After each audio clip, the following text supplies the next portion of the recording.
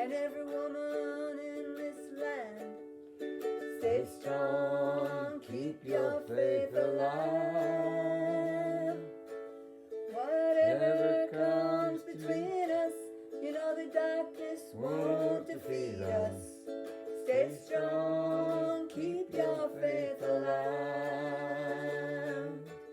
Some say the end is a-coming, said our souls are running, but I say stay strong, keep your faith alive. Let's all come together, take care of each other. Stay strong, keep your faith alive. Hand in hand, side by side, with hearts open wide. Stay strong, keep your faith alive. Help others find their way. Bring heaven here today. Stay strong and keep your faith alive. Raise your hands in the air. Stay strong, keep your faith alive. Take a stand, say a prayer. Stay strong, keep your faith alive.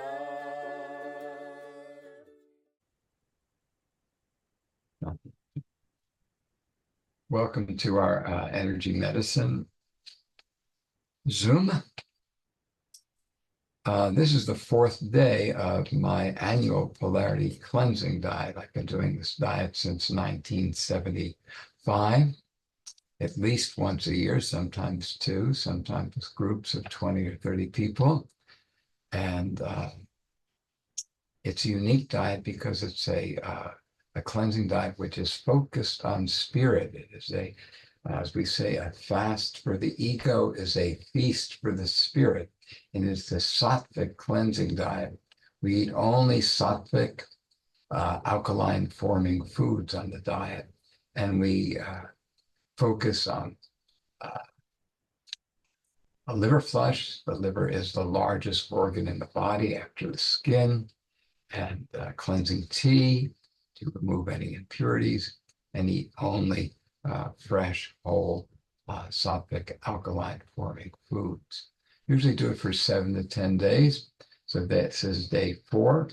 And I'm always also doing a news fast. The news is so toxic these days that I'm finding it very, very liberating to be doing a news fast. In any case, this is mantra yoga. And we began by chanting the mystical syllable Om. In the cosmology of the Sanatana Dharma, the foundation is Brahman. And Brahman is all-pervasive existence and all-pervasive consciousness as the foundation out of which everything else emerges. And that the first thing to emerge, the root of creation, the dawn of creation, the first wave of creation is Nada Brahma, is the creator as sound, as vibration, and the root of that vibration is the Om. So Om is the foundation, is the mother of all vibration. And Om contains within it all creation in exactly the same way the tiny acorn contains within it the matrix, the codex, the logos, to create a giant oak. A tiny bit of sperm and egg uniting contain within it the intelligence of the program to manifest a human body or any animal life form. in this exactly the same way that Om has within it the program, shall we say, to manifest infinite universes. The Om is the quintessence of the creative potential. Now, in our understanding, the universe is a living, breathing, conscious being.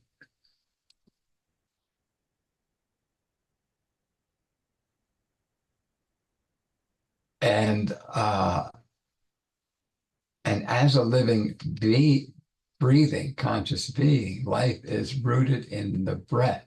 The Latin word for breath is spiritus. Life is rooted in the spiraling spiritus, which spirals down to every atom and spirals out to the galaxies as a unity. The spiraling life breath of a living universe.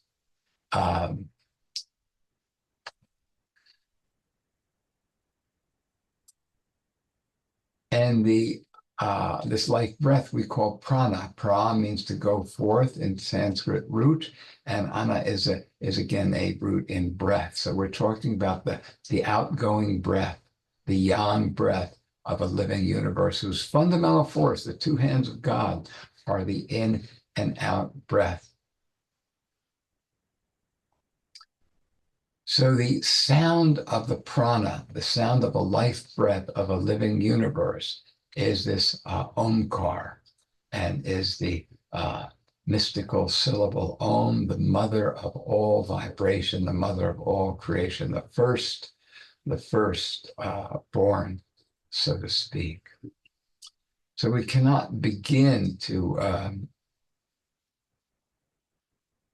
offer enough veneration to Om and to the mystery that is Om and to the potency that is Om.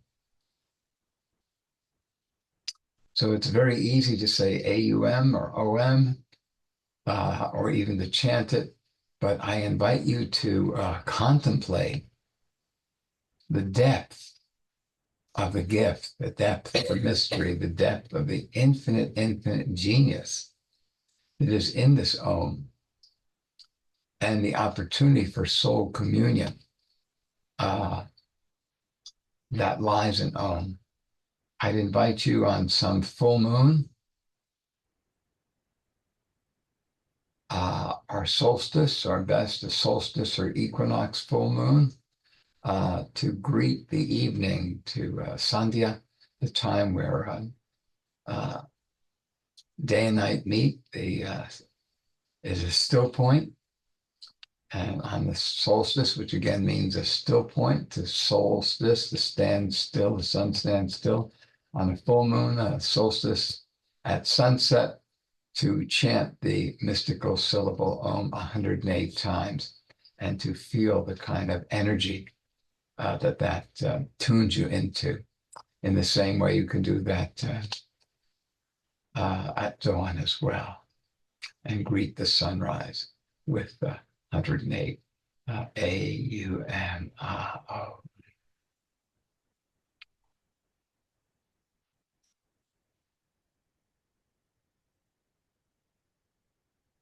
Now, I feel there are some things that are really unique about the perspective that I share with you.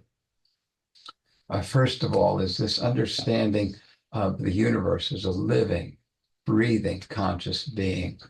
And the dynamic which underlies that is the dynamic of wholeness. You find it in the ancient wisdom. Rumi tells us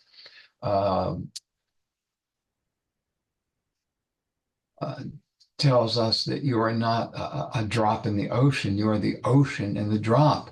And maybe that's Heraclitus who tells us that you are not a drop in the ocean, but you are the ocean in the drop. In the last half century, we've been contemplating a holographic universe, that cosmologists see the universe holographically. And, you know, a holograph is a way of dividing light so that when you reunite it, you have a 3D image.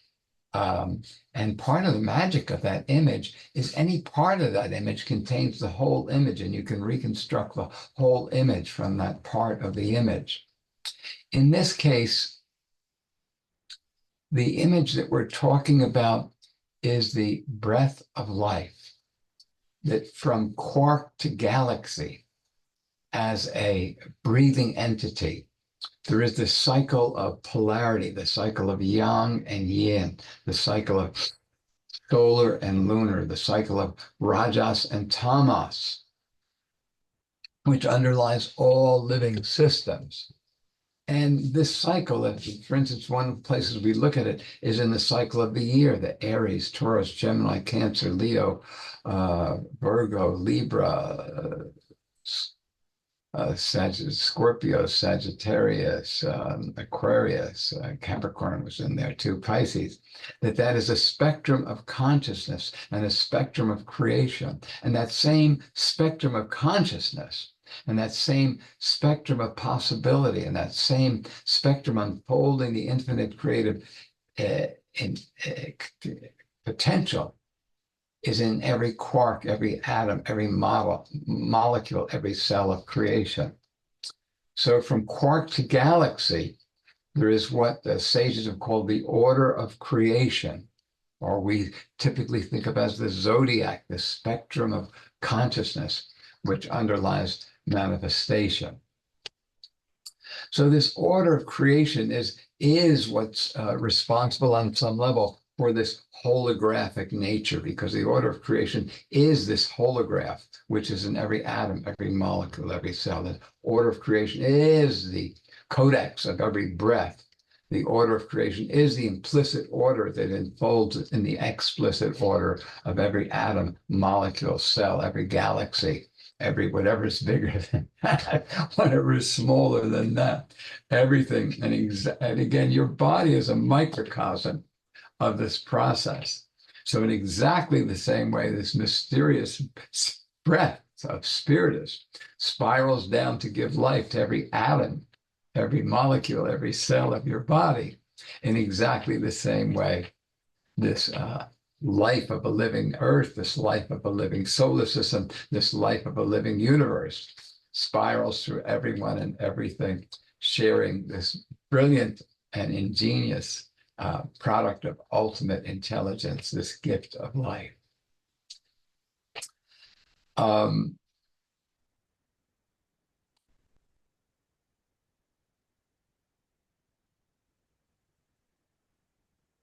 Now, we've been constantly emphasizing that this is a self-organizing intelligence, that the definitive characteristic of life is that it is autopoietic, self-creating, self-generating, self-sustaining, and everything that exists because it is a homeostatic, that it's an energy field. We do things as energy, and that energy field is a homeostatic process. It's a cybernetic, a cyclical process, feeding back the status of that energy field and then self-correcting. So every atom, every molecule, every cell we're understanding as a field, and as a field that's maintaining the integrity of that field, that somehow has some concept of its dharma, of its place in creation, and then is constantly feeding back its experience internally and its externally to sustain the homeostasis, and that everything is essentially, and in this process, it is creating itself. The stuff of this creation is ultimate intelligence. It is intelligence, the ability to learn, the ability to take in experience, learn from it, and create, self-correct, sustain, regenerate. This is our definition of intelligence. So the stuff of creation is this intelligence. That every field, energy is intelligence. An energy field is intelligence. And each energy field is a whole unto itself, and is both and is free within its own dharma to maintain its homeostasis. And it does this in its relationship to its environment. It's conscious of its environment. It's sentient. And it's making these decisions, constantly integrating its environment, learning and creating, sustaining, and growing. To understand this process, look at you, because you're a microcosm of the same process. That everything about your life is you're expressing yourself, taking in the reaction from your environment and integrating that, learning from that and integrating that to maintain your homeostasis, your well-being, that life is cybernetic. Again, you are a macrocosm of what's going on the molecular level. So we come to understand that this fundamental intelligence, the lucidity that's in you in this moment is universal. The cognizance that's in you in this moment, the ability to see, to realize, to know what's going on, is universal. That this is the quintessence of life. This is the highest essence of life. So that is the one of the foundations of this perspective that we're sharing. That you are right. That energy is intelligence. That energy is free. And freedom is very important to us because it enables us to self-correct and maintain our homeostasis. Now, another element of our work here that I feel is somewhat unique in my perception of it is this understanding that the body is a musical instrument that is played by the life breath. The iconograph is meant to literally be an encyclopedia. It's literally meant to be among other things, a mnemonic device that your grandmother, your grandfather, as they take you to the temple or as they tell you these tales, can look at this iconography, and within it is tremendous, tremendous wisdom.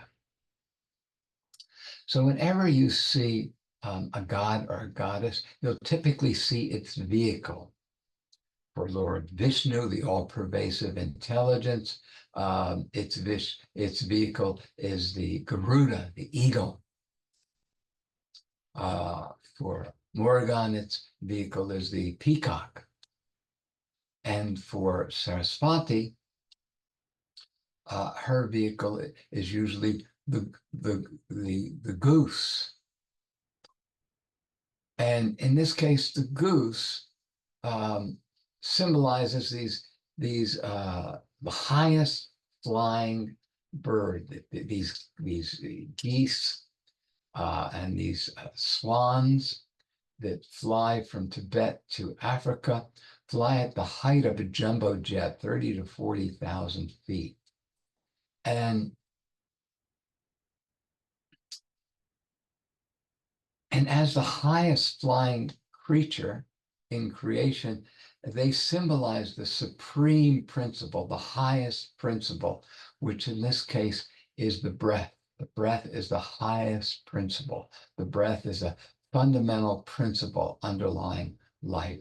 So the vehicle for Saraswati, first of all, Saraswati means essence of self. Swami Chinmayananda tells us Saraswati means essence of self.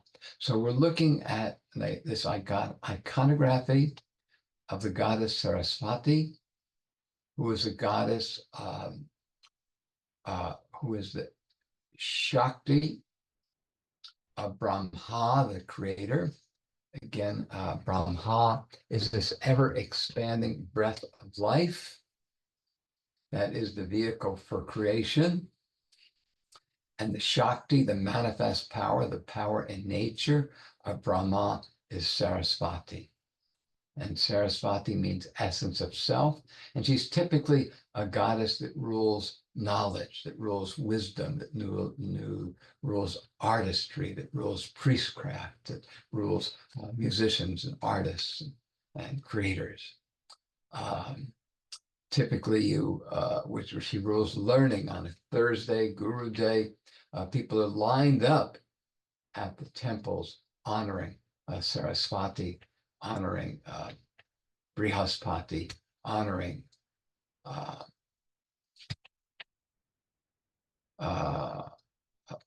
Shiva's guru is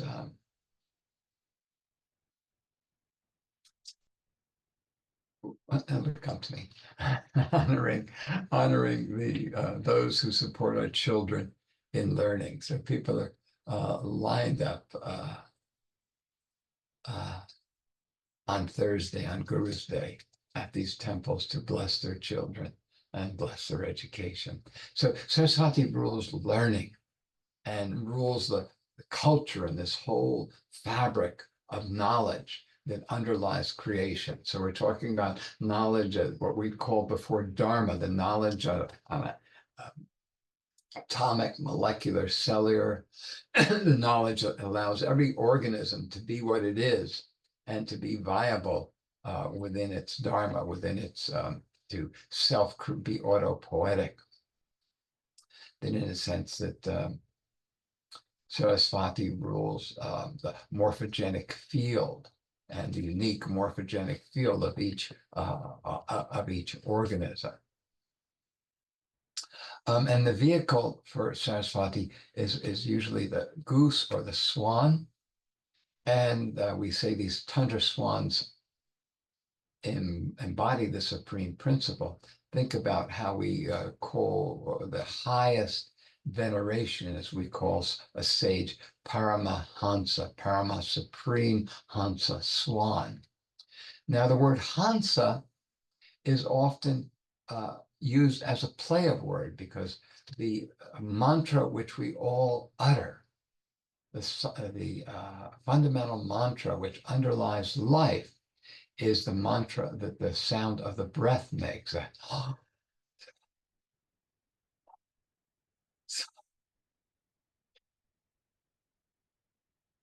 So we're all chanting this Hansa mantra. We're all invoking the swan. We're invoking the Paramahansa in every breath. So we're saying that the breath is the supreme principle and is the vehicle of the goddess Saraswati, this creative intelligence which underlies manifestation. Now, whenever you see the goddess Saraswati, you see her with her celestial instruments. And in this case, where the celestial instrument of Krishna is a flute, and the celestial instrument of Rama is a bow and arrow, the celestial instrument of Saraswati is a veena, that she's always playing the veena. Now, musical instruments have always been made out of guts and hide. And so what we're pointing out here is that your body is a musical instrument that is played by the life breath. That as you breathe, the tissue stretches, which modulates its pitch and facilitates a process of natural and cosmic attunement. As we breathe, the body is taken through a process of natural and cosmic attunement.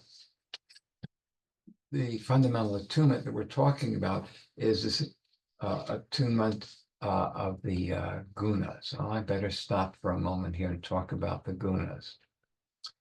In the wisdom of ancient India, the oldest philosophy that we have in that wisdom is a philosophy called Sankhya, which is said to be the basis of all Oriental philosophy. Again, it was carried by Bodhidharma to China, and spread to Cambodia, Japan, Thailand, and all these countries, Japan, Vietnam, they chant in Sanskrit, and they chant in Sanskrit because the root wisdom was brought to them from India by Bodhidharma. And these philosophies are rooted in a philosophy called Sankhya.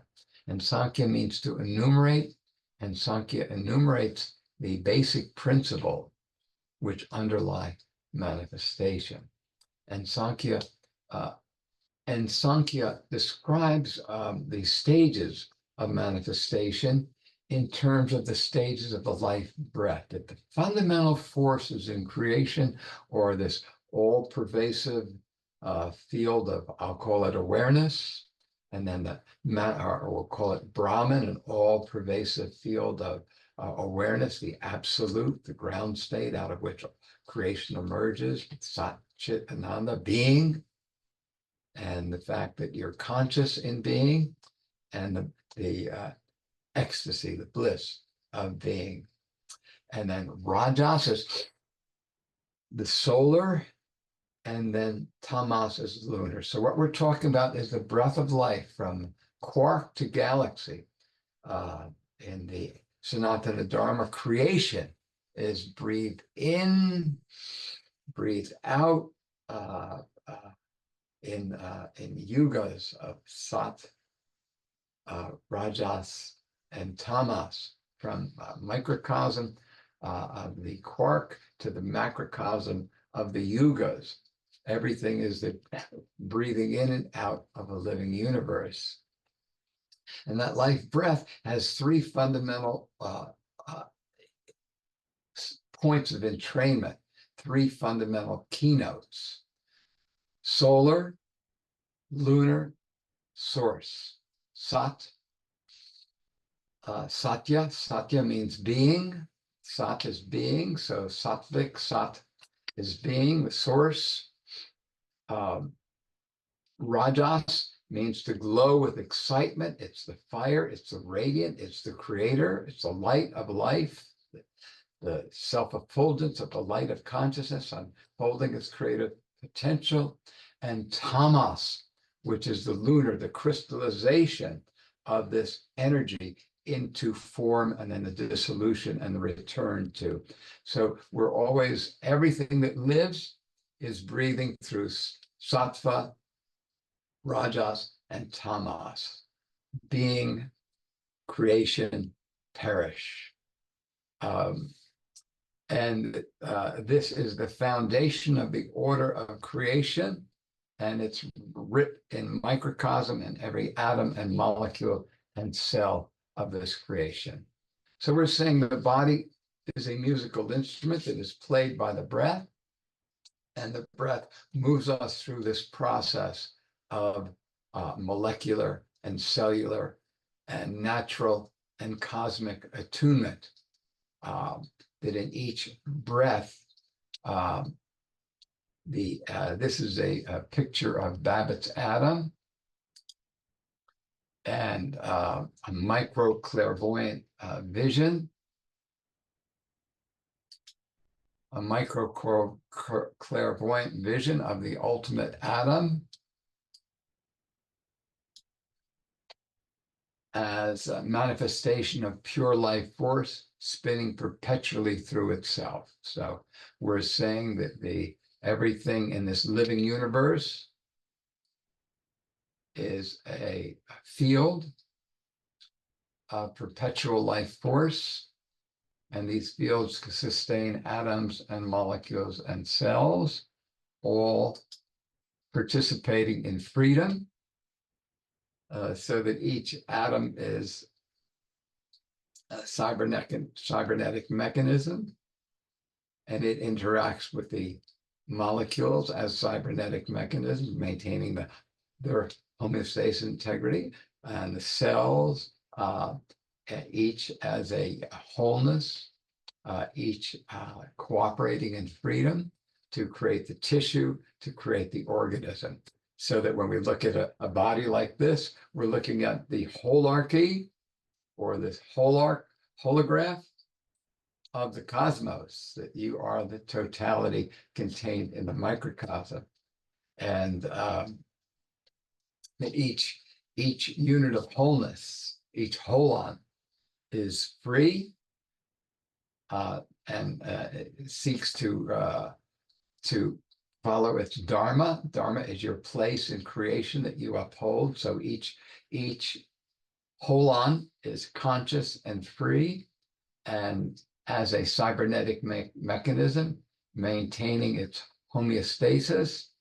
And that homeostasis, again, is part of a larger holon, atom, a molecule, a cell, tissue, an organ process, an organism, a bone, a muscle, an organ, a physiological process, and that each of these is made of awareness, and each is free and cooperating in a process of unimaginable intelligence. Unimaginable intelligence.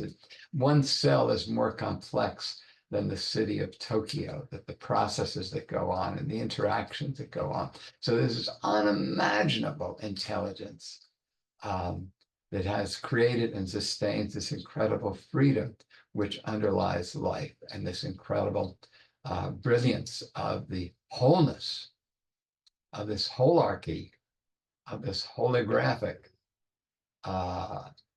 creation.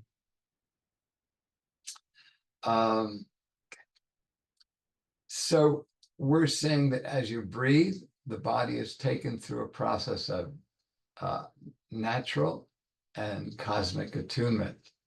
Another way of looking at this breathing is also in terms of the 5 elements. That cross-culturally and transhistorically, the science of the ancients was based on understanding these 5 elements. And so as you breathe, the body's taken through a process of first, air is a lengthening of the field, and you'll see air predominant people have very narrow faces and often thin bodies. Air is a lengthening of the field. So both, and then fire is radiance. And then there's a still point where heaven and earth, the Rajas and Tamas, create a still point of the forces above and below and without and within. We call that earth, and that creates this stable boundary.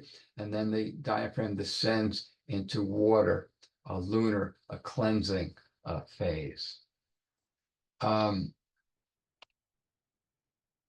classic glyphs are air, a balance of above and below, a fire, a radiance from heaven to earth, a triangle, water, a radiance from earth to heaven. Again, here's solar radiance, here's the lunar radiance, and then earth is the square, the balance of the forces within and without, above and below, that create and maintain solidity. So again, the classic glyphs are air is equal sign, the balance of above and below, fire, the triangle embodying the radiance from above to below, water, the radiance from below to above, and earth, the square, balancing the forces within and without. So I hope you find this is the same thing I've been talking about for the last 30, 40 years, but I hope I'm becoming more articulate in my expression of it. And I think it's time now to go into the practice. Our practice has been the Gayatri Pranayam in this class. Gayatri is the secret esoteric mantra of the Brahmin caste. And Gayatri's 5 heads represent the 5 elements: ether, air, fire, water, earth, the 5 winds, the 5 fields that vibrate through everything. We're looking at the winds that are blowing through here. Here's the wind of fire, this red blowing through here, holding a molecular field together here. This green is the field of air. The blue is the field of water, that on atomic and molecular levels are these winds of vibration, these that are flowing through the keynotes, that creation is a tuniverse that's attuned to the keynotes of ether, air, fire, water, earth, and through sympathetic vibration, the winds of the air vibration, the fire vibration, the water vibration flow through these fields on molecular, atomic, cellular levels, and in the macrocosm of our body. So these 5 elemental keynotes of creation, these 5 elemental winds which underlie creation are embodied in the 5 heads of Gayatri Ma. Again, Gayatri is the Shakti of Brahma, the breath of life, the Shakti of Brahma, the creator, the power in nature, the feminine aspect. So we're going to be chanting with the Gayatri mantra, which is in this case, the Surya Gayatri mantra, which is to Savitri, the light, the all-pervasive light, the only thing there is, it's real. This light is unborn, undying, everywhere, always. It is the light of consciousness, the light of awareness, lucidity that is in you right in this moment. It's everything else is changing. The only thing that doesn't change is your presence, this cognizance, this lucidity. So Savitri is another way of picturing this light, the light of life, as it illuminates infinite suns, the light of the Milky Way, the light of the galaxy, the light of infinite galaxies is the same light that is in you. So we honor this light. So we're in this prayer. Let us commune with the luminous light of consciousness that sustains all the worlds, that it may inspire our liberation from this delusion of separateness and this delusion that you're anything less than the goddess herself, that this creation, this brilliant, brilliant, brilliant, ingenious, beautiful, splendorous creation is anything less than the self-sacrifice of the goddess. So in this case, we're using the Gayatri mantra as a form of chakra balancing.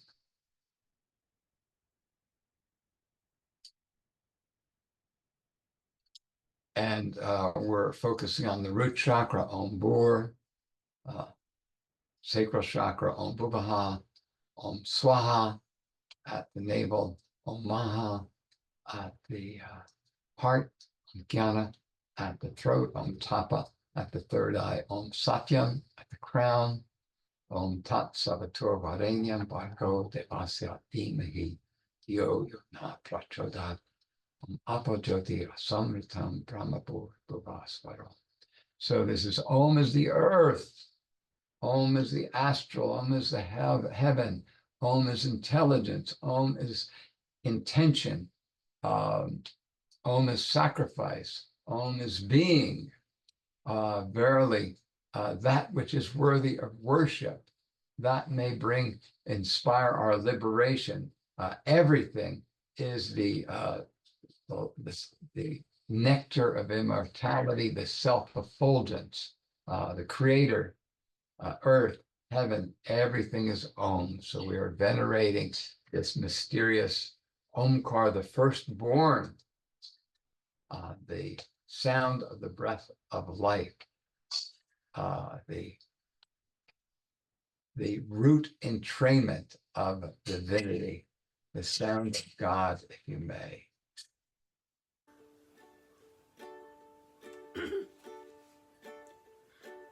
Let the grace of God bless man and every woman in this land.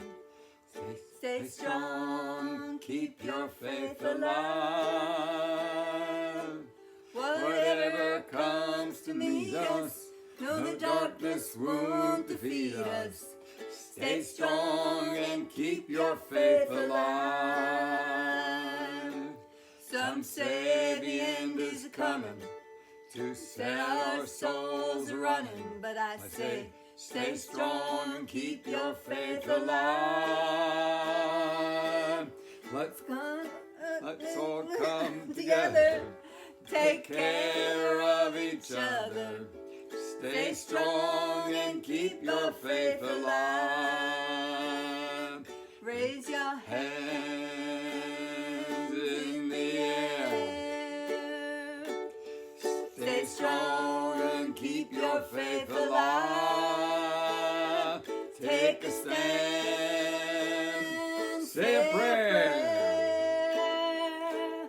Stay strong and keep your faith alive. Hand in hand, side by side, with hearts open wide. Stay strong and keep your faith alive. Help others find their way. Create heaven here today. Stay strong and keep your faith alive. Raise your hands in the air. Stay strong and keep your faith alive. Take a stand. Sing a prayer. Stay strong and keep your faith alive.